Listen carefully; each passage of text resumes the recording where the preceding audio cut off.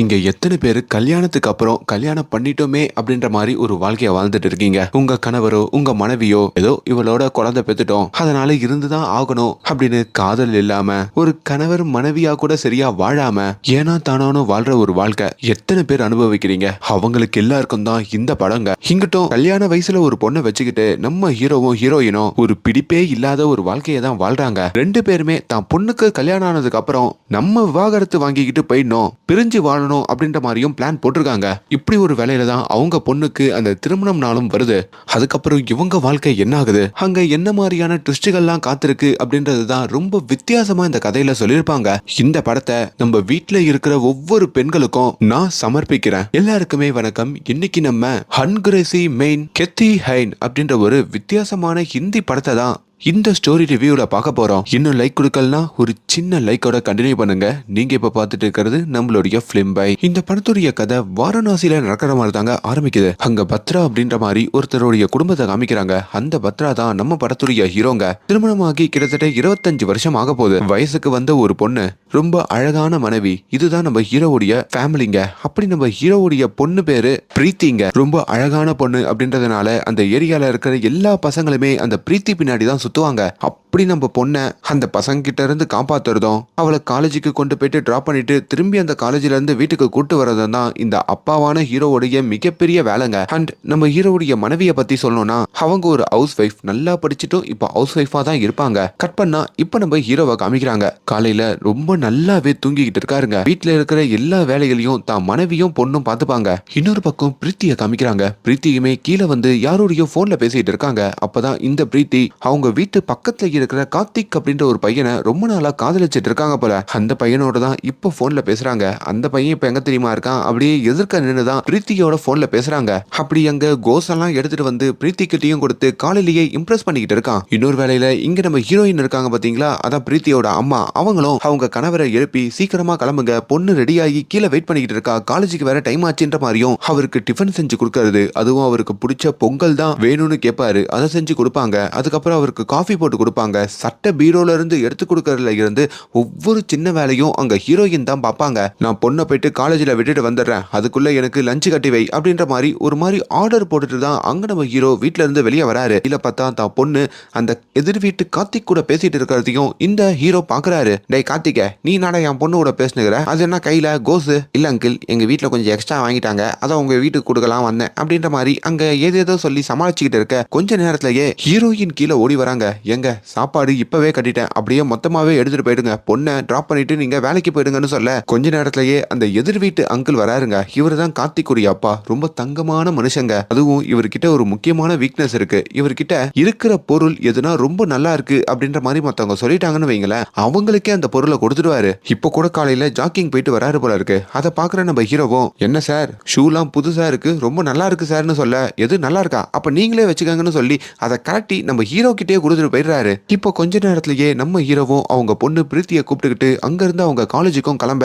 அப்படி அவங்கள காலேஜ்ல டிராப் பண்ணிட்டு இவரும் நேரா இவரு வேலை பார்க்குற அந்த போஸ்ட் ஆபீஸ்க்கு வராருங்க. கவர்மெண்ட் வேலை அப்படின்றதுனால 5 மணிக்கெல்லாம் முடிஞ்சிடும். அப்படி 5 மணிக்கு முடிச்ச உடனே நேரா சம்பாதிச்ச காசை எடுத்துட்டு போயிட்டு சரக்கு கடையில கொஞ்சம் சரக்கா வாங்கிக்கிட்டு தன்னுடைய வீட்டுக்கு திரும்புவாரு. எப்போ வீட்டுக்கு வந்தாலும் கொஞ்சம் சிக்கன் வாங்கிட்டு வருவாருங்க. எங்க வெள்ளிக்கிழமைங்க, இன்னைக்கு கூட சிக்கன் வாங்கிட்டு வருவீங்களா, அதுவும் மசாலாவா உள்ள அடுக்கி வச்சிருக்கீங்க, இதை சாப்பிட்டா உடம்புக்கு தான் கேடு, குடிக்காதீங்க, இந்த மாதிரி மசாலா ஐட்டம் சாப்பிடாதீங்கன்னு எவ்வளவு சொல்றேன், கேக்குறீங்களான்ற மாதிரி அவங்க மனைவியும் கத்த. ஆனா மனைவி பேச்ச சுத்தமா ஹீரோ கேட்க மாட்டாரு. இப்படி ஒரு வேலையில அங்க நம்ம ஹீரோவுமே ஹீரோயின் கிட்ட, என் கூட வேலை பார்க்குற ஒருத்தருக்கு ஒரு பையன் இருக்கான், அந்த பையனுக்கு பொண்ணு பாக்குறாங்களாம், அந்த பொண்ணு ஏன் நம்மளுடைய பொண்ணா இருக்க கூடாது, நம்ம பொண்ணுக்கும் இப்போ கல்யாண வயசு வந்துருச்சுல, சட்டு புட்டுன்னு கல்யாணம் பண்ணி வச்சிடலான்ற மாதிரியும் பேசிக்கிட்டு இருக்காரு. இதை கேட்கிற பிரீத்திக்கும் பயங்கர கோவம் வருது. எப்பா, நான் ஃபைனல் இயர் படிச்சுட்டு இருக்கேன்ப்பா, படிப்பு முடிஞ்சதும் கல்யாணம் பண்ணிக்கிறேன், ஏன் அதுக்குள்ள பிரஷர் போடுறீங்கன்ற மாதிரி சொல்ல, இதெல்லாம் நாங்க பெரியவங்க பேசி முடிவெடுக்கிறது, நீ தேவையில்லாத தலையிடாதன்னு சொல்லிட்டோம். அங்கத்தான் மனைவி கிட்டையும், இந்த 24 வருஷம் நான் சொல்றத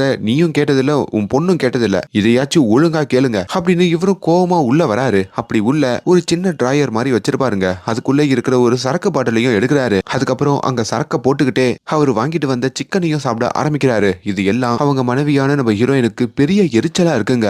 இப்ப ராத்திரியும் தான் மனைவி பக்கத்துல வந்து ஹீரோ படுக்கிறாருங்க. என்னங்க எதுனா தேவைப்படுதா அப்படின்ற மாதிரி அங்க நம்ம ஹீரோயினும் கேட்க, அதெல்லாம் ஒண்ணு ஒண்ணு இல்ல, பிரீத்தியோடைய வாழ்க்கையை நினைச்சாதான் எனக்கு ரொம்ப பயமா இருக்கு. நம்ம உன்னுடைய சொந்தக்காரங்க மாதிரியும் உங்க அம்மா வீட்டு சைட்ல இருக்கிற மாதிரியும் ரொம்ப பணக்காரங்களாம் இல்ல. இந்த வீடு மட்டும்தான் நம்ம பேர்ல இருக்கே தவிர நானும் பெருசா சொத்தெல்லாம் சேர்க்கல. எப்படின்னா இந்த வீட்டை விட்டாச்சு என் பொண்ணை கல்யாணம் பண்ணி வைக்கணும்ன்ற மாதிரி நான் நினைக்கிறேன். அதுக்கு ஒரு நல்ல வரன் வரப்போ நீங்களே நெகட்டிவா பேசினா எப்படி அது முடியும்? நான் சம்பாதிக்கும் போதே என் பொண்ணுக்கு கல்யாணம் பண்ணி வச்சுட்டா கடன் வாங்காம என் சக்திக்கு ஏத்த மாதிரி பண்ணி வைப்பேன். இருக்கிறது ஒரே பொண்ணு, அவளையும் சரியா கல்யாணம் பண்ணி கொடுக்கலனா நமக்கு தான் பெரிய அவமானம்ன்ற மாதிரியும் பேசிக்கிட்டு இருக்காரு.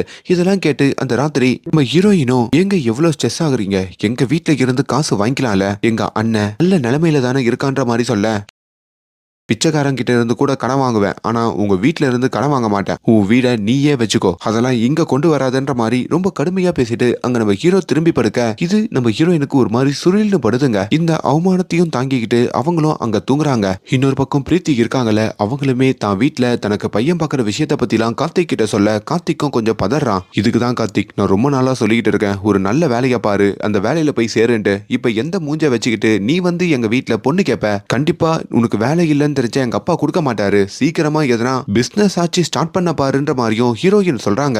ஒரு வேலையில கார்த்திக்குமே ஒரு சின்ன ஆபீஸ் மாதிரி ஆரம்பிக்கணும்னு பாக்குறாங்க. அதுக்காக சிஸ்டம்லாம் வாங்கிட்டு வரான். அதையுமே பிரீத்தி கிட்ட அவன் காமிச்சிட்டு இருக்கான். இங்க நம்ம ஹீரோயின் இருக்காங்க பாத்தீங்களா, அதான் நம்ம பத்ராவுடைய மனைவி. அவங்க தான் கணவர்கிட்டையும் நாளைக்கு எங்க அண்ணனுடைய ஃபங்க்ஷனுக்கு போகணும், ஞாபகம் இருக்கு அப்படின்ற மாதிரி கேட்க, உங்க வீட்டு ஃபங்க்ஷன்னா நீ போயிட்டு வர வேண்டியது தானே, எதுக்கு என்ன வந்து கூப்பிடுற அப்படின்ற மாதிரி ஹீரோ ஒரு மாதிரி பேசுறாரு. எங்க அண்ணன் வீட்டு ஃபங்க்ஷனுங்க, நான் மட்டும் போனா நம்ம குடும்பத்துக்கு அது அசிங்கம் தான், 2 பேரும் போனாதான் கௌரவமா இருக்கும், தயவு செஞ்சு ஒரு நாள் வாங்க போயிட்டு வந்துடலான்ற மாதிரியும் அங்க கேக்குறாங்க. பாருங்க இன்னைக்கு கடைக்கு போய் உங்களுக்காக நான் ட்ரெஸ் எல்லாம் எடுத்துட்டு வந்திருக்கிறதாகவும் அங்க சொல்றாங்க. ஹீரோக்கோ பயங்கர கோவம் வருது. எது ட்ரெஸ் எடுத்துட்டு வந்திருக்கியா, நீயே ஹவுஸ் ஒய்ஃப், உனக்கே வீட்டுல நான் தான் காசு கொடுக்குறேன், அந்த காசை வேஸ்ட் பண்றதுக்காகவே இப்படி ட்ரெஸ் எடுத்துட்டு வரியா அப்படின்னு ஹீரோயினையும் போட்டு ஹீரோ பயங்கரமா கத்துறாரு. ஹீரோக்காக ஹீரோயின் ரொம்ப ஆசையா ஒரு டிஷர்ட் வாங்கிட்டு வந்திருப்பாங்க. என்னது டிஷர்ட் போடுற வயசாயுது, என்ன பொண்டாட்டியோன்ற மாதிரியும் அந்த டிஷர்ட்டையும் ஹீரோ தூக்கி கடாச. இதுல ஹீரோயினுக்கு ஒரு மாதிரி அழுகை வந்துருதுங்க. அவங்களும் உள்ள போயிட்டு ரூம்ல உட்காடுறாங்க. இதையெல்லாம் பாக்குற பிரீத்திக்குமே, ஏன்பா அம்மாவை கஷ்டப்படுத்திக்கிட்டே இருக்க, உனக்காக அம்மா எவ்வளவு ஆசையா வாங்கிட்டு வந்திருப்பாங்க, ஒரு வாட்டி போட்டு பாருப்பா, கண்டிப்பா உனக்கு சூட் ஆகும்பா அப்படின்ற மாதிரி சொல்ல, மனைவி சொல்லி கேட்காத நம்ம ஹீரோ அங்க பொண்ணு சொல்லி கேக்குறாரு. அதுக்கப்புறம் அந்த டிஷர்ட்டையும் போட்டுட்டு இப்ப உள்ள தான் மனைவி இருக்கிற ரூமுக்கும் வராரு. பார்க்கும் போதோ கொஞ்சம் நல்லா இல்லாத மாதிரி தான் இருந்தது, ஆனா இப்போ போட்டதுக்கு அப்புறம் ரொம்ப நல்லா இருக்கு, இது என்ன வேலை அப்படின்ற மாதிரி கேட்க, 299 பரவாயில்ல, நல்ல மெட்டீரியல் 299க்கு கிடைச்சிருக்கு, ரொம்ப தேங்க்ஸ் அப்படின்ற மாதிரியும் சொல்றாரு. அந்த சின்ன காம்ப்ளிமெண்ட்ரியே நம்ம ஹீரோயினுக்கு ஒரு பெரிய விஷயமா படுதுங்க. அவங்களும் வெக்கப்பட்டு உள்ளுக்குள்ள அவ்வளவு சந்தோஷப்படுறாங்க. இங்க நம்ம ஹீரோ அவருடைய போஸ்ட் ஆபீஸ்ல வேலை பார்த்துட்டு இருக்கும் போதோ அந்த இடத்துக்கு ஃபெரோஸ் அப்படின்ற மாதிரி ஒரு நபர் வராருங்க. அவருமே பக்கத்து டேபிள்ல இருக்கிற ஒரு மொட்டை அங்கிள் கிட்ட பயங்கரமா பிரச்சனை பண்ணிக்கிட்டு இருக்காரு. என்னன்னா அவர் மனைவி பேர்ல ஒரு இன்சூரன்ஸ் போட்டு வச்சிருந்தாராம், அந்த இன்சூரன்ஸ் அமௌண்ட் இன்னும் வரலையா அப்படின்ற மாதிரி தான் அங்க கேட்டுக்கிட்டு இருக்காரு. ஆனா அந்த ஃபெராஸுக்கும் அங்க இருக்கிற நபர் சரியா பதில் சொல்லாம அவர்கிட்ட சண்டை பிடிச்சிட்டு இருக்க, இதையெல்லாம் ஓரத்துல இருந்து நம்ம ஹீரோ கவனிக்கிறாரு. அந்த ஃபெராஸையும் கூப்பிட்டு உங்களுடைய அட்ரஸ் சொல்லுங்க, எந்த இன்சூரன்ஸ் கம்பெனில இன்சூரன்ஸ் போட்டிருக்கீங்கன்னு எல்லா தகவலையும் கொடுங்க, அப்படி வந்ததுன்னா நானே உங்க வீடு தேடி வந்து கொடுக்குறேன் அப்படின்னு ஹீரோவும் சொல்ல, பதிலுக்கு ஃபெராஸும் அது வந்துருச்சுன்னா கொஞ்சம் சீக்கிரமா வந்து கொடுங்க, ரொம்ப அர்ஜென்ட், அதனால தான் கேட்கறேன்னு சொல்லிட்டோம் அவரோட அட்ரஸையும் எழுதி கொடுத்துட்டு போறாருங்க. இப்போ இன்னைக்கு நம்ம ஹீரோயினுடைய வீட்டு சைடு ஃபங்க்ஷனுக்காக ஹீரோ கிளம்பிக்கிட்டு இருக்காரு. நம்ம ஹீரோயின் 2 பேர் மட்டும் தான் போறாங்க போல. அவங்க பொண்ணை வீட்லயே படிக்கணும்னு சொல்லி விட்டுறாங்க. பொண்ணுமே அம்மாவை கூப்பிட்டு பைக்ல உட்கார வச்சு அப்பா மேல கை போட்டுட்டு போமா, நல்லா நெருக்கமா உட்காந்து போ அப்படின்ற மாதிரியும் சொல்ல, ஆனா அங்க ஹீரோக்கு பயங்கர கோவம் வருது. எச்சி தள்ளி உட்காரு, மேல கை போடுற வேலை வச்சுக்காத அப்படின்னு பொண்ணு முன்னாடியே மனைவியை திட்ட. இப்ப இந்த அவமானத்தோடையே இப்ப அவங்க அண்ணன் வீட்டு ஃபங்க்ஷனுக்கும் வந்து அவங்க இறங்குறாங்க. நான் பைக்கை பார்க் பண்ணிட்டு வரேன், நீ முதல்ல உள்ள போ அப்படின்ற மாதிரி ஹீரோயினையும் உள்ள அனுப்ப. இப்ப ஹீரோயினை பார்த்தோம் அவங்க சொந்தக்காரங்களாம் ரொம்ப நல்லா சிரிச்சு பேசுறாங்க. இவங்களும் ஒரு பொக்கேவா அங்க பிரசன்டேஷனா கொடுக்க, இப்ப கொஞ்ச நேரத்துல ஹீரோ உள்ள வராருங்க. இது ஒரு பக்கம் இருக்க, இன்னொரு பக்கம் கார்த்திக் இருக்காரு பாத்தீங்களா, அவரு இப்ப பிரீத்தியோடைய வீட்டுக்கு வராரு. அப்பா அம்மா வீட்டுல இல்ல, வீட்டுக்குள்ள எல்லாம் வர முடியாதுன்ற மாதிரியும் பிரீத்தி சொல்ல, ஏ பிரீத்தி நான் வந்த விஷயமே வேற, நான் பிசினஸ் ஆரம்பிக்க போறேன் அப்படின்ற மாதிரி சொன்னல, அப்படி நான் ஒரு கடை போட்டுட்டேன், நாளைக்கு அந்த கடையை ஓபன் பண்ணலான்னு இருக்கேன், அந்த கடையோட சாவி என் கையில இருக்கு, இத உன் கையில கொடுத்து வாங்கி மறுபடியும் என் கையில கொடு அப்படின்ற மாதிரி அவர் சொல்ல, பிரீத்திக்கும் அங்க பெரிய சந்தோஷங்க. சொன்ன மாதிரியே இவன் பிசினஸ்ல கொஞ்சம் கொஞ்சமா டெவலப் ஆகுறான்னு சொல்லியும் இவங்களும் அந்த சாவி வாங்கி மறுபடியும் கார்த்திக் கிட்ட கொடுக்குறாங்க. இங்க அந்த ஃபங்க்ஷனுக்கு வந்த நம்ம ஹீரோ இருக்காரு பாத்தீங்களா, அவரும் பைக் எல்லாம் பார்க் பண்ணிட்டு அப்படியே உள்ள வராரு. அந்த பார்ட்டியில எல்லாரும் டான்ஸ் ஆடிக்கிட்டு இருக்காங்க, ரொம்ப மாடர்ன் கல்ச்சர்ல இருக்காங்க. ஆனா நம்ம ஹீரோக்கு அதெல்லாம் சுத்தமா தெரியல, பிடிக்கல. இப்போ அவங்களும் நம்ம ஹீரோவை கூட சேர்ந்து டான்ஸ் ஆடு அப்படின்ற மாதிரி சொல்ல, இவரும் அங்க எப்படி டான்ஸ் ஆடுறதுன்னு தெரியாம சும்மா கையும் காலையும் ஆடுறாருங்க. அதை பாக்குற ஹீரோயினுக்கு சின்னதா ஒரு வெக்கம் வர, ஆனா சுத்தி இருக்கிற ஹீரோயினுடைய சொந்தக்காரங்க அவங்க அண்ணன்கள் எல்லாருமே நம்ம ஹீரோவை போட்டு பயங்கரமா ஓட்டுறாங்க. அப்படியே அவர் தலைய சுத்தி அவருக்கு 100 ரூபாய் காசு வேற கொடுத்துட்டு போறாங்க. என்ன நான் ஏதோ திருவிழாக்கு டான்ஸ் ஆட வந்த மாதிரி இவங்க எல்லாரும் என்ன ட்ரீட் பண்றாங்க. இவருக்கும் பயங்கர கோவம் வருது. அதுக்கப்புறம் அங்கேயே கொஞ்சம் தண்ணிலாம் இருக்கு போல இருக்கு. இவரும் தண்ணி போடுறாரு. ஹீரோயினுடைய பிரதர் கிட்டயும் பேசிட்டு இருக்கும் போதோ என் பொண்ண நான் எப்பேற்பட்ட பணக்காரனுக்கு கட்டி வைக்கிறேன் தெரியுமா அப்படின்னு அவங்க சம்பந்தியையும் கூப்பிட்டு அங்க ஹீரோ கிட்ட இன்ட்ரோடியூஸ் பண்ணி வைக்க, உங்களுக்கும் பொண்ணு இருக்குல்ல, நீங்க உங்க பொண்ண எப்படிப்பட்ட மாப்பிளைக்கு பாக்குறீங்க? ஆமா, உங்க கிட்ட இருக்கிறதே ஒரு பழைய வீடும் ஓட்ட ஸ்கூட்டரும் தான். உங்க வசதிக்கு என்ன ராஜா கணக்காவா பார்க்க போறீங்க? அதுவும் இந்த மாதிரி ஃபங்க்ஷன்லாம் நீங்க வைப்பீங்களா அப்படின்றது பெரிய கேள்விதான் அப்படின்னு பயங்கரமா அவமானப்படுத்துறாங்க. இதுல வேற ஹீரோ பார்க் பண்ணிட்டு இருந்த அவருடைய வண்டிக்கு பின்னாடி ஒரு கார் நிக்குது போல. அந்த காருக்கார ரொம்ப நக்கலா வந்து ஹீரோ கிட்ட பேசுறாங்க. இதெல்லாம் பயங்கர அவமானப்பட்டு ரொம்ப அவமானத்தோடைய அந்த இடத்துல இருந்து ஹீரோ வெளியே வராரு. ஹீரோவோட மனைவி ஹீரோயின் இருக்காங்கல்ல, அவங்களும் தான் வீட்டுல சண்டை போட்டுட்டு இதுக்கப்புறம் எந்த ஃபங்க்ஷன்னாலும் தான் இங்க வரமாட்டேன், என் கணவரையும் கூட்டிட்டு வரமாட்டேன்னு சொல்லிட்டு தான் அங்க தான் கணவரோட அவங்க வீடு திரும்புறாங்க. இப்ப ஹீரோ நேரா தான் வீட்டுக்கு வராரு. அங்க சரக்கு பாட்டில எடுக்கிறாரு. மேற்கொண்டும் சரக்க போடுறாரு. இப்ப அவருக்குள்ள இருக்கிற கோவங்கள் எல்லாத்தையுமே தான் மனைவியான ஹீரோயின் மேலதான் அவர் காட்டுறாரு. கேட்க கூட முடியாத அளவுக்கு தான் மனைவிய ரொம்ப மட்டம் தட்டி பேசுறாரு. இதுல வேற பொண்ணு இருக்காங்கல்ல, அவங்களும் தான் பக்கத்து வீட்டுல இருக்கிற கார்த்திகை காதலிக்கிறேன்ற ஒரு விஷயத்த சொல்ல இவருக்கும் பயங்கர கோவம் வருது. நான் இந்த வீட்டை வித்தாச்சு, ஆஹா ஓஹோன்னு உனக்கு திருமணம் பண்ணி வைக்கணும்னு நினைக்கிறேன். ஆனா நீ என்னன்னா அந்த பக்கத்து வீட்டு கார்த்திகை போய் லவ் பண்ற, நீயும் என்ன அவமானப்படுத்த பாக்குறியான்ற மாதிரி கேட்க, எதுப்பா இங்க அவமானம்? 24 வருஷமா நான் உன்னோட அம்மாவை பாக்குறேன். நீயும் அம்மாவும் இந்த 24 வருஷம் சந்தோஷமா வாழ்ந்ததில்ல. நீ அம்மாவை ஒரு நாள் கூட மதிச்சதில்ல. உனக்கு சமைச்சு போடுறதுக்கும் துணி துவைக்கிறதுக்கும் வீட்டு வேலை பாக்குறதுக்கும் தான் அம்மா இந்த 24 வருஷம் இருந்தாங்க. அப்படி நீ எனக்கு பாக்குற பையனும் அதே மாதிரி இருந்து நானும் அந்த வீட்டுக்கு ஒரு வேலைக்காரியா போகணும்னு நினைக்கிறியா? ஆனா கார்த்திக்குரிய வீட்டுக்கு போனானா அப்படி இருக்க மாட்டேன். எனக்கு பிடிச்சத கார்த்திக் செய்வான், அவனுக்கு பிடிச்சத நான் செய்வேன். எனக்கான ஸ்பேஸ கார்த்திக் கொடுப்பான். உன்ன மாதிரி அம்மாவுடைய பிறந்த நாள் கூட எப்போன்னு தெரியாம ஏதோ கல்யாணம் பண்ணிட்டேன்னு சொல்லி ஒரு வாழ்க்கையை கூட அவன் வாழ மாட்டான். இதுதான் காதல் கல்யாணத்துல இருக்கிற ஒரு அழகான விஷயம்ன்ற மாதிரியும் தான் அப்பா கிட்ட ரொம்ப கடுமையா பேசுறாங்க. கொஞ்ச நேரத்திலேயே நம்ம ஹீரோயினும் நம்ம ஹீரோ கிட்ட வந்து அவ சொல்றதும் கரெக்ட் தானே, நம்மளும் அரேஞ்ச் மேரேஜ் தான் பண்ணிக்கிட்டோம், இதுல என்ன சந்தோஷத்தையா கண்டோம், அவ விருப்ப போல விடுங்க அப்படின்ற மாதிரி சொல்ல, நீயும் என்ன அவமானப்படுத்த பாக்கறல, அப்படி என் வாழ்க்கையில உன் கூட இருந்த நாட்கள்ல என் மூலியமா உனக்கு சந்தோஷம் இல்லனா எதுக்கு என் கூட இருக்க? பேசாம பிரிஞ்சு போக வேண்டியதானே, உங்க வீட்லயே போய் இருக்க வேண்டியதானேன்ற மாதிரியும் ஹீரோ சொல்றாரு. எனக்கும் ஆசைதாங்க, இருக்கணும்னு ஆசைதான். ஆனா பொண்ணு கல்யாணம் இருக்கே, எப்படி போறதுன்ற மாதிரி ஹீரோயின் கேட்க, சரி ஓகே, பொண்ணு கல்யாணம் முடிஞ்சதுக்கு அப்புறம் 2 பேரும் பிரிஞ்சிடலாம். நீ உன் வீட்டுக்கு கிளம்பி போயிட்டேரு. இதுக்கப்புறமும் இந்த வீட்டுல உட்காந்து எனக்கு சேவை செய்யற இது செய்யறன்னு சொல்லி அதுக்கப்புறம் அதெல்லாம் செஞ்சுட்டு என் மேல பழிய போடுற வேலை வச்சுக்காதன்ற மாதிரியும் ஹீரோ சொல்றாரு. அப்படி கொஞ்ச நேரத்திலேயே அந்த பக்கத்து வீட்டு கார்த்திக்குரிய வீட்லயும் சம்பந்தம் பேசி இப்ப இவங்க 2 பேருக்கும் திருமணம் நிச்சயமாகுதுங்க. பிரீத்தியும் சந்தோஷ வெள்ளத்துல மிதக்குறாங்க. ரொம்ப ஜாலியா இருக்காங்க. ஹீரோவுமே என்னதான் பொண்ணு லவ் மேரேஜ் பண்ணாலும் பக்கத்து வீட்டுக்கு இருக்கிற குடும்பம் ரொம்ப நல்ல குடும்பம் அப்படின்றதுனால அவருக்கும் இந்த திருமணத்துல மனப்பூர்வமா சம்மதம் தெரிவிக்கிறாரு. ஆனா அந்த திருமண சமயத்துல கூட தான் மனைவி கூட பேசாம தான் ஹீரோ இருக்காரு. அப்படி இவங்க வீட்லயே ரொம்ப சிம்பிளா இவங்களோட திருமணம் முடிக்குதுங்க. ஏன்னா திருமணத்துக்காக பெருசா செலவு பண்றதெல்லாம் அர்த்தம் இல்ல. அந்த காசை சேர்த்து திருமணத்துக்கு அப்புறம் ரொம்ப சந்தோஷமா வாழலான்ற மாதிரி முடிவு எடுத்திருப்பாங்க. அப்படி அங்க நல்லபடியா திருமணம் முடிஞ்சு நம்ம ஹீரோவுடைய பொண்ணு பிரீத்தியுமே அந்த வீட்டுல இருந்து பக்கத்து வீட்டுக்கு குடியேறி போறாங்க. அதுக்கப்புறம் 24 வருஷம் தான் பொண்ணோடையே அந்த வீட்டுல வாழ்ந்துட்டு மறுபடியும் பொண்ணு இல்லாம இந்த அப்பாவும் அம்மாவும் தனிமையில வாழ ஆரம்பிக்கிறாங்க. பட் இருந்தும் இவங்க இன்னும் 2 பேரும் பேசிக்காம தான் இருக்காங்க. இப்ப கல்யாணம் முடிஞ்சு ஒரு வாரம் கழிச்சு நம்ம ஹீரோயினும் தான் கணவர் கார்த்திக்கோட இவங்களோட வீட்டுக்கு வர, அப்படித்தான் அப்பாக்கும் அம்மாக்கும் நிறைய புடவைகள் ட்ரெஸ் எல்லாம் வாங்கிட்டு வராங்க. எதுக்கு இந்த ட்ரெஸ் எல்லாம் வாங்கிட்டு வரீங்க அப்படின்ற மாதிரி ஹீரோவும் கோவப்படுறாரு. காசை எதுக்கு வேஸ்ட் பண்றீங்கன்ற மாதிரி கேக்குறாரு. அப்பா நம்ம எல்லாருமே ஹனிமூன் ட்ரிப் போறோம், மணாலிக்கு போறோம், டிக்கெட்டு இன்னும் கொஞ்ச நேரத்துல போட்டுடலான்ற மாதிரியும் அங்க இந்த பிரீத்தி சொல்ல, ஹீரோக்கு அதெல்லாம் சுத்தமா பிடிக்கலைங்க. எது டிராவல் பண்றதா, அதெல்லாம் நம்மளுக்கு செட் ஆகாதுப்பா. இங்க டிராவல் பண்ணோம்னா நீங்க 2 பேரும் தனியா போங்க, அப்படி இல்லைன்னா தோ உங்க அம்மாவை கூப்பிட்டு போ, என்னெல்லாம் கூப்பிடாது அப்படின்ற மாதிரி ரொம்ப கடுமையா பேசுறாரு. ஹீரோவே அப்படி பேசினதுக்கு அப்புறம் அங்க ஹீரோயினும், நானும் கல்யாணம் ஆனதுல இருந்து இந்த வீட்டுல இருந்து பக்கத்து ஊருக்கும் இங்க இருக்கிற கடத்தெருவுக்கும் தான் போயிருக்கேன். பெருசா இந்த மலை பிரதேசம் டூர் எல்லாம் போனதில்ல. எனக்கு இது பழகிடுச்சுமா, நீங்க 2 பேரும் சந்தோஷமா போயிட்டு வாங்கன்ற மாதிரியும் அவங்க 2 பேரையும் வழி அனுப்ப, இப்போ ஒரு நாள் நம்ம ஹீரோ அவரோட ஆபீஸ்ல இருக்கும் போதோ தான் மனைவி கிட்ட இருந்து போன் கால் வருது. எங்க நான் கிளம்புறேங்க அப்படின்ற மாதிரி நம்ம ஹீரோயின் சொல்ல, எங்கன்ற மாதிரி கேட்கும் போதோ, அதான் முன்னாடியே பேசி வச்சிருந்தோமே, பொண்ணுக்கு நல்லபடியா கல்யாணம் முடிஞ்சிருச்சு, நான் என்னுடைய அம்மா வீட்டுக்கே போறேன், இதுக்கப்புறம் பிரிஞ்சே வாழலாம் அப்படின்ற மாதிரியும் சொல்றாங்க.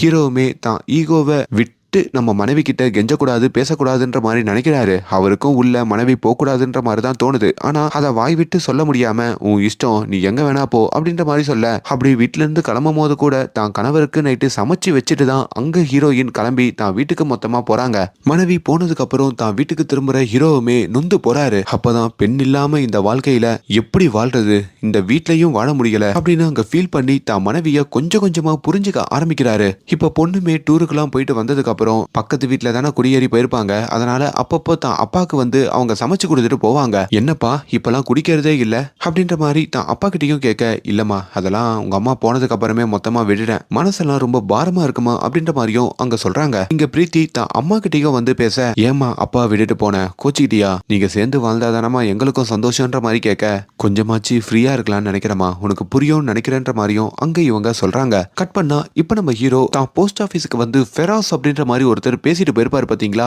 அவரை பாக்குறதுக்காக அவரோட வீட்டுக்கு வராங்க. அப்படி அந்த இன்சூரன்ஸ் காசு வந்துருச்சு போல. அந்த காசையும் எடுத்துட்டு வந்து ஃபெராஸ் கிட்ட கொடுக்க, சார் சார் பெரிய ஹெல்ப் பண்ணிருக்கீங்க, தயவு செஞ்சு ஒரு டீ இல்லனா காஃபி குடிச்சிட்டு போங்கன்ற மாதிரி கேட்க, ஐயோ அதெல்லாம் வேணாம் சார்னு ஹீரோ சொல்றாரு. இல்ல சார் என் வீட்டுல என் மனைவி ரொம்ப ஸ்பெஷலா காஃபி போடுவா, அட்லீஸ்ட் அதை ட்ரை பண்ணிட்டு போங்கன்னு சொல்லி அந்த காஃபியும் கொண்டு வந்து கொடுக்க, ஏன் சார் ரொம்ப அர்ஜென்ட்டா இந்த இன்சூரன்ஸ் காசு தேவைப்படுதா, என்ன பிரச்சனைன்னு கேட்கும் போதோ, ஒன்றும் இல்லை சார் என் மனைவிக்கு உடம்பு சரியில்லை, அதை சரி பண்ணுறதுக்கு ஹாஸ்பிட்டலில் சேர்க்கும் போது தான் இந்த இன்சூரன்ஸ் காசு தேவைப்படுது. இப்போ ஹாஸ்பிட்டல்ல இருந்து வீட்டுக்கே வந்துட்டா, ஆனாலும் வீட்டில் உடம்பு முடியாம தான் இருக்கா, இந்த காஃபி கூட நான் தான் இப்போ போட்டேன்ற மாதிரியும் சொல்றாரு. சரி சார் உடம்ப பார்த்துக்க சொல்லுங்க, நீங்களும் கூட இருந்து மனைவியை பார்த்துக்கங்க அப்படின்னு அங்கே சொல்லிட்டோம். அங்கிருந்து ஹீரோ கிளம்ப அப்படி இங்க கணவர் மனைவியா வாழ்றதெல்லாம் நினைச்சு பார்த்துட்டோம். ஹீரோ நம்ம மனைவியை நம்ம புரிஞ்சுக்காம போயிட்டோமேன்ற மாதிரியும் இன்னும் அவரு ஒரு அழுத்தத்துக்குள்ள போறாருங்க.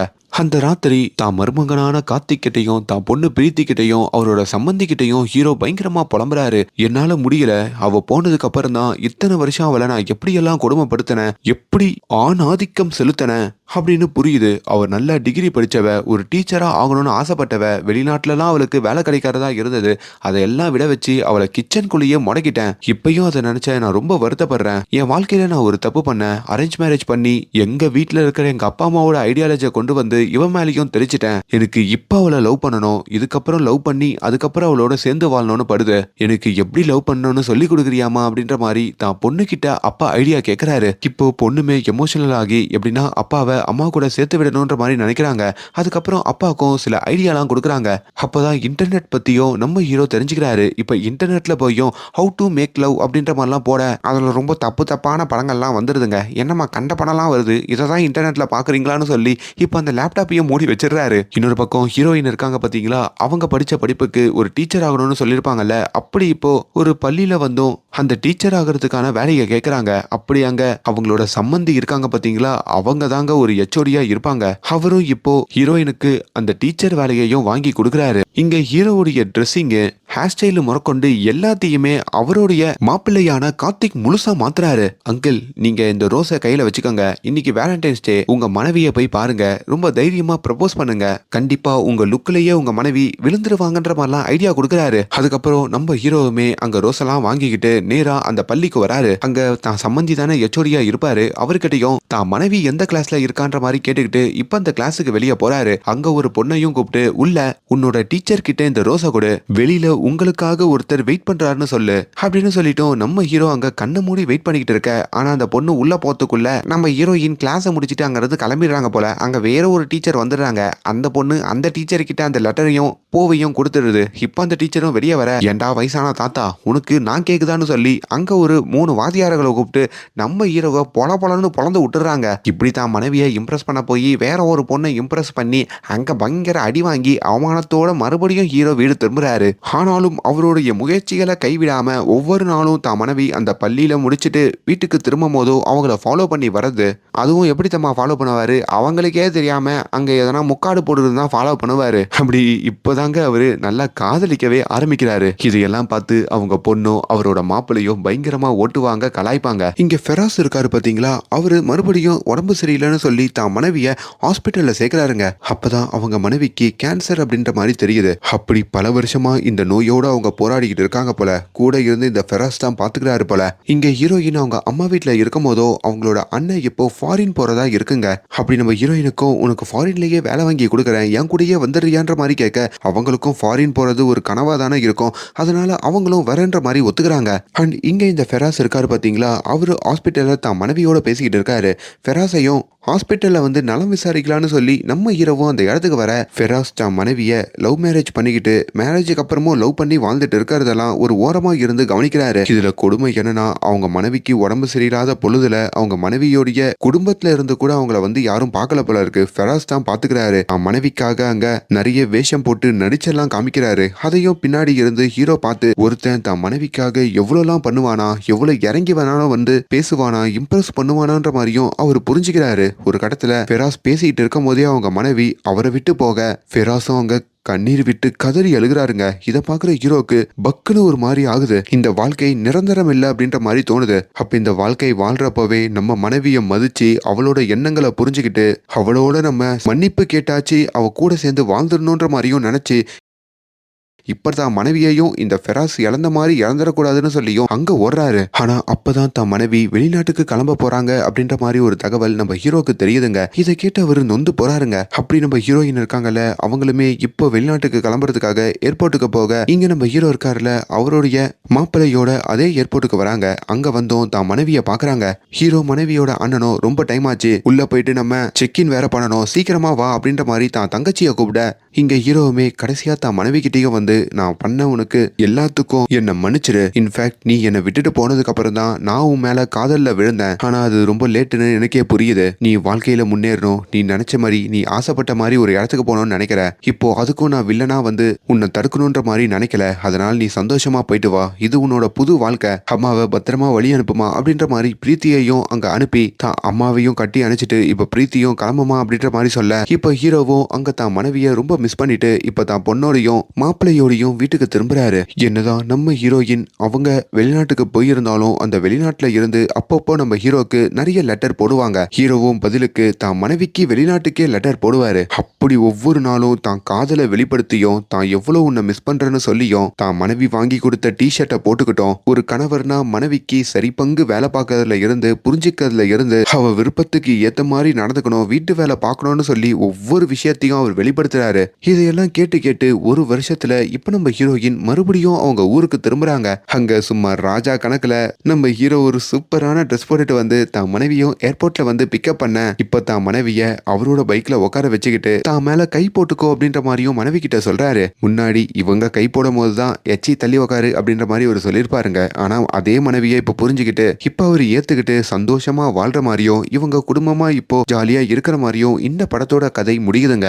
ஸோ வாழ்க்கையில் நம்ம கூடவே இருக்கும் போதோ அவங்களோட அருமை புரியாது. நமக்கு அவங்க உதவி பண்ணுறப்போவும் நமக்காக அவங்க வேலை பார்க்குறப்போவும் அந்த வேலையையும் அவங்க பண்ணுறதையும் பெருசாக எடுத்துக்க மாட்டோம். ஆனால் எப்போ அவங்க கூட இல்லையோ அப்போதான் அவங்களோட அருமை என்னன்ற மாதிரி நம்மளுக்கு புரியும். அப்போதான் வாழ்க்கையில் நம்மளும் விட்டு கொடுத்து போவோம் அப்படின்றத இந்த படத்தில் ரொம்ப அழகாக கன்வே பண்ணியிருப்பாங்க. ஸோ திருமணமானவங்க எல்லாருமே இந்த படத்தை கண்டிப்பாக பார்க்கணுங்க. அப்படி இந்த வீடியோவை பார்க்குற நீங்கள் ஒரு சின்ன லைக் போடுங்க, முடிஞ்ச அளவுக்கு உங்கள் ஃப்ரெண்ட்ஸுக்கெல்லாம் ஷேர் பண்ணுங்க. அண்ட் மேலும் இந்த மாதிரியான வீடியோஸ் பார்க்கறதுக்கு நம்ம சேனலை சப்ஸ்கிரைப் பண்ணுங்க. Thank you so much.